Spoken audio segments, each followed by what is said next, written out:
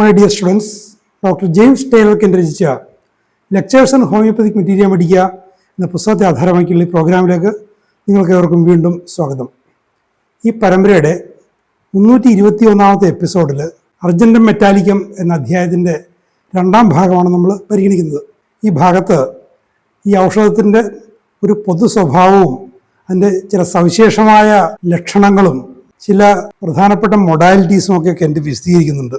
നമുക്കവിടെ വിശദാംശങ്ങളിലേക്ക് പ്രവേശിക്കാം. It has cured all sorts of tumours, enlargement of the ovary and infiltration of the tissues. നേരത്തെ പറഞ്ഞ കാര്യം തന്നെ കെൻറ്റത് വിശദീകരിച്ച് പറയാണ്. എല്ലാത്തരം മുഴകളെയും അർജന്റം മെറ്റാലിക്കം കവർ ചെയ്യും. അതിൻ്റെ ജനറൽ കണ്ടീഷൻസ് യോജിക്കുകയാണെങ്കിൽ ട്യൂമർ ഏത് തരമാണ് എന്നുള്ളതും ഒരു പ്രശ്നമല്ല.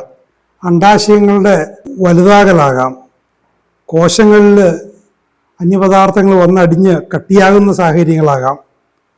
It's a chilly remedy. അപ്പോൾ അർജന്റം മെറ്റാലിക്കം പേഷ്യൻറ്റിൻ്റെ ഒരു പൊതു സ്വഭാവം ചില്ലി ആയിരിക്കും. What should be kept warm and its pains are ameliorated by heat. അപ്പോൾ അതാണ് അതിൻ്റെ പൊതു thermal nature. Its headaches are ameliorated by heat, are ameliorated by pressure, by bandaging.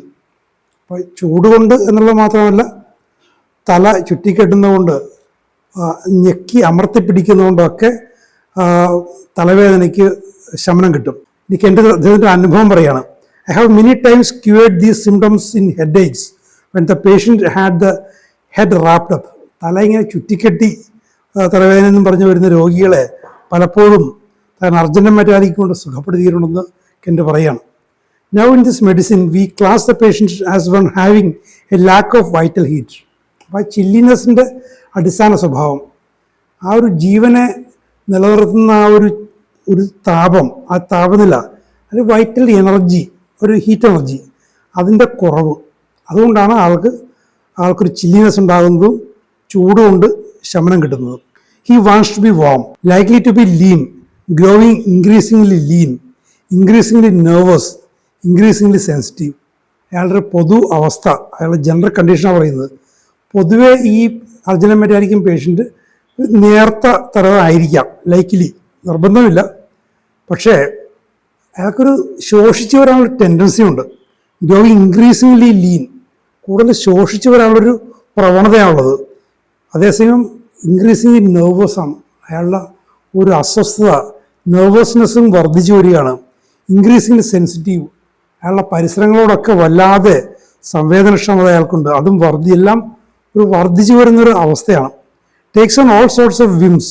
ആകെ ഒരു വേണ്ടാത്ത വർത്തമാനം, പൊങ്ങച്ചം പറച്ചിൽ, അനാവശ്യമായ കാര്യങ്ങൾ, പരസ്പര ബന്ധമില്ലാത്ത കാര്യങ്ങൾ, ഒക്കെ അപരിചിതമായ വിചിത്രമായ കാര്യങ്ങളൊക്കെ പറഞ്ഞുകൊണ്ടിരിക്കും. Woman needing silver very often do such strange and unaccountable things in their nervous states that they bar out all sympathy of their friends and are called hysterical. അപ്പോൾ ഈ ഒരു സ്വഭാവമുള്ളതുകൊണ്ട്, ഈ ഒരു വിചിത്ര സ്വഭാവമുള്ളതുകൊണ്ട് അനാവശ്യമായ കാര്യങ്ങൾ, ആ സന്ദർഭത്തിൽ പ്രസക്തിയില്ലാത്ത കാര്യങ്ങളൊക്കെ പറയുന്നതുകൊണ്ട് അവർക്ക് ഇത്തരം സ്ത്രീകൾക്ക് സുഹൃത്തുക്കളിൽ നിന്നും ഒരു സഹാനുഭൂതി കിട്ടില്ല. അവർ ഭ്രാന്തി എന്നൊക്കെ ആളുകൾ വിളിക്കും. വാസ്തവത്തിൽ ഈ ആഭരണമായിട്ട് നമ്മൾ സ്വർണത്തിൻ്റെ കാര്യം നേരത്തെ കണ്ടു, ഓറം മെറ്റാലിക്കത്തിൻ്റെ അവസ്ഥ നമ്മൾ കണ്ടു. അർജന്റം മെറ്റാലിക്കത്തിൻ്റെ കാര്യത്തിലും ആഭരണമായിട്ട് ഉപയോഗിക്കുന്നതിൻ്റെ പിന്നിൽ അതിൻ്റെ ഒരു മെറ്റാലിക് ലസ്ചർ എന്നത് ഉണ്ട്, അതൊരു വാസ്തവം. അതിനോടൊപ്പം തന്നെ ഇത്തരം ഔഷധമൂല്യങ്ങൾ, ഒരു ഹിസ്റ്ററിക്കൽ നേച്ചർ, ഓറം മെറ്റൽ നമ്മൾ കണ്ടു ആ അവസ്ഥ, ഇതൊക്കെ കൂടി ഈ ശരീരഭാഗം, വിശേഷിച്ചും ശരീരത്തോട് ചേർന്ന് കിടക്കുക ആഭരണം, അതേപോലെ കാതിലും മൂക്കിലും ഒക്കെ തുളച്ചിടുക, ഇങ്ങനെയൊക്കെയുള്ള സാഹചര്യങ്ങളിൽ അതിൻ്റെ ഒരു റെമഡിയൽ പ്രോപ്പർട്ടീസ് എങ്ങനെ ആ വ്യക്തിയിലേക്ക് സന്നിവേശിപ്പിക്കുക എന്നുള്ള പ്രാചീന മനുഷ്യൻ്റെ ചിന്തകൾ നമ്മൾ ഊഹിച്ചെടുക്കണം. ഹനിമാൻ മാനവരാശിയെ പഠിപ്പിച്ച ഹോമിയോപ്പതിക് പ്രിപ്പറേഷൻസ് വരുന്നതിനും വളരെ മുൻപേ അങ്ങനെ ഇതിനെ വിനിയോഗിക്കാനുള്ള പലതരം പരിശ്രമങ്ങൾ മനുഷ്യ സംസ്കാരങ്ങളിൽ പല സ്ഥലങ്ങളിലും നടന്നിട്ടുണ്ട്. അതേപോലെ രത്നങ്ങളുടെ ഉപയോഗം, ഇതിനൊക്കെ റെമഡിയൽ പർപ്പസിൻ്റെ പിന്നിലുണ്ട്. ഓർണമെൻ്റൽ പർപ്പസ് കൂടാതെ തന്നെ റെമഡിയൽ പർപ്പസും ഉണ്ട്. രണ്ടും കൂടി ചേർന്നാണ് ഇത് ആഭരണമായും മറ്റുമൊക്കെ മനുഷ്യന് ഉപയോഗിക്കാൻ തുടങ്ങിയത്. Deep seated trouble of the nerves, നാഡികളുടെ അഗാധമായ പ്രശ്നങ്ങൾ, നാഡികളെ ആഴത്തിൽ സ്വാധീനിച്ച പ്രശ്നങ്ങൾ അർജന്റീൻ മെറ്റാലിക്കിൽ കാണാൻ സാധിക്കും. ഗ്രോവിങ് ഇൻക്രീസിംഗ്ലി സെൻസിറ്റീവ് സറൗണ്ടിങ്സ്, ചുറ്റുപാടുകളോട് വർദ്ധിച്ച തോതിൽ സംവേദനക്ഷമത കാണിക്കുന്നു. ചുറ്റുപാടുകളോട് ഇങ്ങനെ സംവേദനക്ഷമത ഉണ്ടായിക്കഴിഞ്ഞാൽ അവർക്ക് ജീവിക്കാൻ പറ്റില്ല.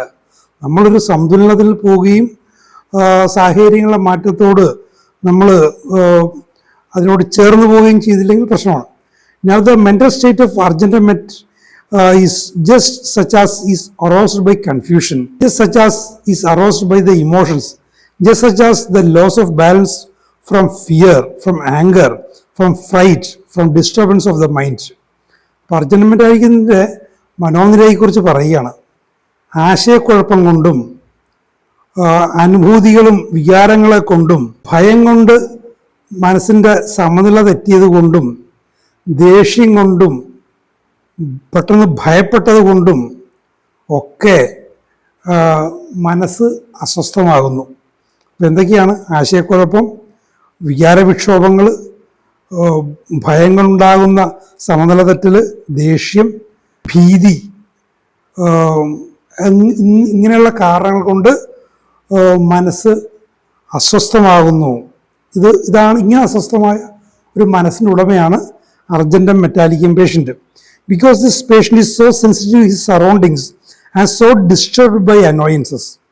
ഇതുകൊണ്ടാണ് പരിസരങ്ങളും ചെറിയ ചെറിയ ശല്യങ്ങളുമൊക്കെ ഇയാളെ വല്ലാതെ ആഴത്തിൽ സ്വാധീനിക്കുന്നത്. കാരണം ഇത്തരം പ്രശ്നങ്ങളെല്ലാം ഈ വ്യക്തിയുടെ മനസ്സിനെ കുഴപ്പത്തിലാക്കുന്നുണ്ട്. ചിലപ്പോൾ നമുക്ക് സില്ലി എന്ന് തോന്നാം, ഒരു ഭയം, ഒരു വികാര വിക്ഷോഭം, ആശയക്കുഴപ്പം, ഇതൊക്കെ അങ്ങോട്ട് വിട്ടുകളയേണ്ട കാര്യങ്ങളാണ്. പക്ഷേ അർജന്റൈൻ മെറ്റാലിക്കൻ പേഷ്യൻസിനെ വല്ലാതെ മനസ്സിൻ്റെ സമനില തെറ്റിച്ച് കളയുന്നു. With this pains he becomes delirious. വേദന കൊണ്ട് ഇയാളാകെ വിഭ്രാന്തിയിലാകുന്നു. ഈ വിഭ്രാന്തിയുടെ ഒരു സവിശേഷ സ്വഭാവം പറയുന്നുണ്ട്. And it is not that involuntary delirium, നമ്മളെ സ്വമേധയല്ലാതെ വരുന്ന ഡെലിറിയം. ലോ ഫീവർ, പലതരം പനികളും മറ്റുമൊക്കെ കൊണ്ടുവന്ന് പനി തലക്കടിച്ചെന്നൊക്കെ പറയില്ല, അങ്ങനെ ഉണ്ടാകുന്ന നമ്മളെ നിയന്ത്രണത്തിനല്ലാതെ വരുന്ന ഡെലിറിയം പോലെ അല്ല ഇത്. വേദനകളിൽ ഇയാളെ ഡെലിറീസ് ആക്കുകയാണ് ചെയ്യുന്നത്. ബട്ട് ഈ becomes wild and full of rage. അയാൾ വല്ലാതെ വന്യമായ സ്വഭാവം, ഭ്രാന്തി പിടിച്ച പോലെ രോഷം വരുന്നു. He takes on mental excitement, മനസ്സ് വല്ലാതെ ഉത്തേജിതമാകുന്നു. റേജ്, വല്ലാതെ രോഷം വരുന്നു. And A state in which he tax nonsense with great rapidity. ഇങ്ങനെ വന്നു കഴിയുമ്പോൾ ഇയാൾ വളരെ വേഗത്തിൽ വെറുതെ വിഡ്ഢിത്തരങ്ങൾ, പരസ്പര ബന്ധമില്ലാതെ പലതും പുലമ്പും. ദേഷ്യം കൊണ്ട് സമനില തെറ്റി എന്നൊക്കെ പറയില്ലേ, സമനില ചോരുന്നൊക്കെ പുലമ്പുക എന്ന് പറയില്ലേ, ആ ഒരവസ്ഥ അതാണ് ഈ കാണുന്നത്. Sometimes there is A stage of unusual excitement in his conversation, all mixed up about the character of his thought. ചില സമയത്ത് ഇയാളുടെ സംഭാഷണത്തിൽ അസാധാരണമായൊരു ഉത്തേജിതാവസ്ഥ പറഞ്ഞ് ചിലപ്പോൾ നമ്മൾ വികാരം കൊള്ളാം, പക്ഷേ അസാധാരണമായ ഒരു ഉത്തേജിതാവസ്ഥ വരുന്നു. അതിനോട് ചേർന്ന് അയാളുടെ ചിന്തകളുടെ സ്വഭാവം നമ്മൾ കണ്ടാണ് ഇയാൾ നിസ്സാര കാര്യങ്ങളെ കൊണ്ട് ഇയാൾ ഇല്ലാതെ അസ്വസ്ഥമാകും. അപ്പോൾ ചിന്തകൾ അങ്ങന്തരത്തിൽ പോകുന്നു. രോഷം ഉള്ള ചിന്തകൾ, ദേഷ്യം വരുന്ന ചിന്തകളൊക്കെ ഇയാൾക്ക് പോകുന്നുണ്ട്. ആ ചിന്തകളും ഇയാളുടെ അസാധാരണമായ ഉത്തേജിതാവസ്ഥയൊക്കെ കൂടിച്ചേർന്ന് ഒരു വല്ലാതെ ഒരു അവസ്ഥയിലാണ് ഇയാൾ. All the time looks as if he were intoxicated. ഇയാൾ എപ്പോഴും ലഹരി പിടിച്ച് മത്ത് പിടിച്ച പോലെ ഇരിക്കും. And he flies from one subject to another.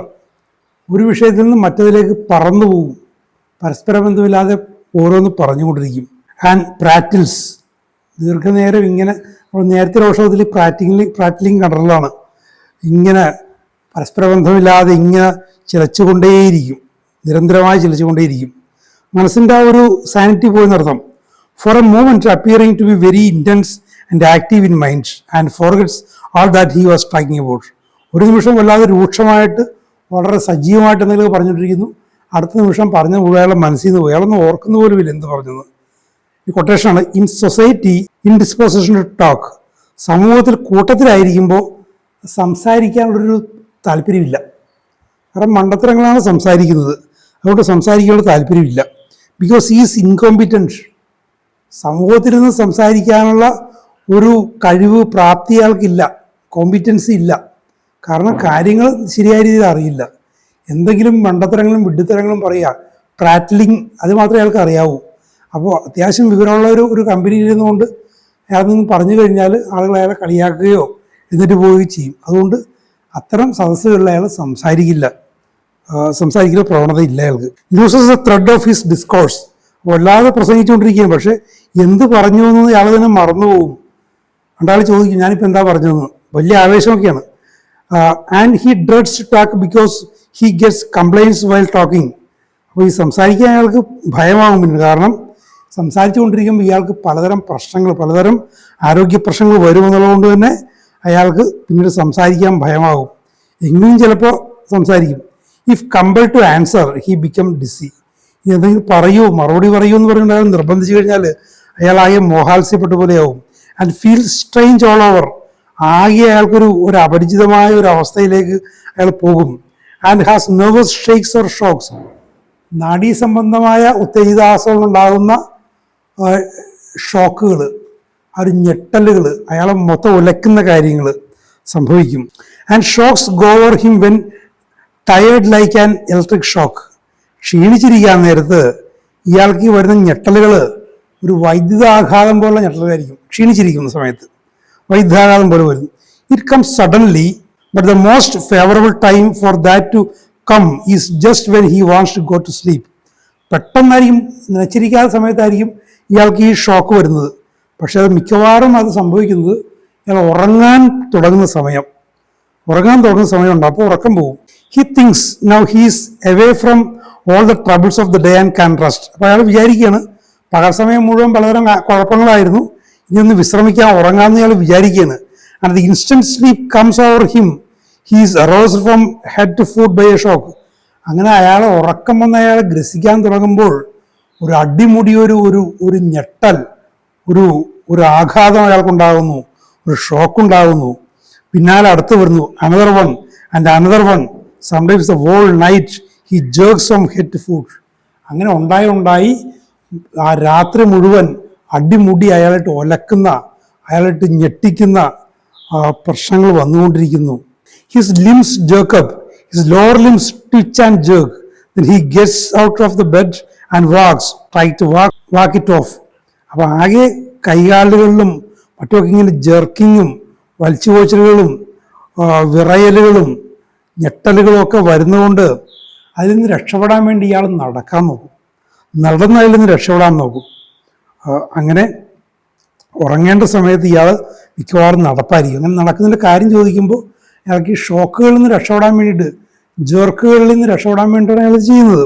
This comes out in the proving of argentum nitricum, but it belongs to much to argentum metallicum and argentum metallicum has long cured it. അപ്പം ഇത് അർജന്റൻ നൈട്രിക്കം prove ചെയ്യുമ്പോഴാണ് ഈ ലക്ഷണം വന്നിരിക്കുന്നത്. പക്ഷേ വലിയൊരളവോളം അർജന്റൻ മെറ്റാലിക്കത്തിലും ഇതുണ്ട്. അർജന്റൻ metallicum പലപ്പോഴും ഇതിനെ സുഖപ്പെടുത്തിയ ചരിത്രമുണ്ട്. അപ്പോൾ പ്രൂവിങ്ങിലില്ലെങ്കിലും അതിൻ്റെ സ്ട്രോങ് ആയിട്ടുള്ള അതിൻ്റെ ഒരു പാർട്ട്, അർജന്റൻ പാർട്ട് അവിടെ ഉണ്ട്.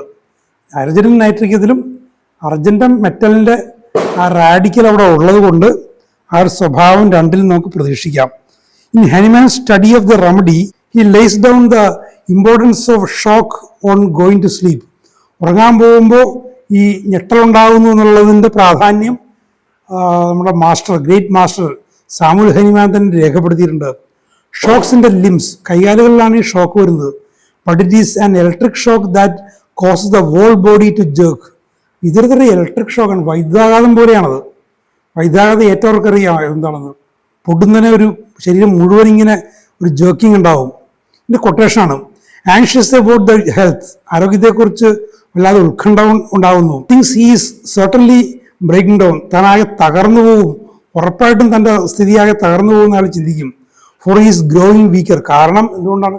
അയാളുടെ ക്ഷീണിതാവസ്ഥ ഇങ്ങനെ വർദ്ധിച്ചു കൊണ്ടിരിക്കുകയാണെന്ന് അയാൾക്ക് അറിയാം. He cannot walk though he's growing increasingly restless.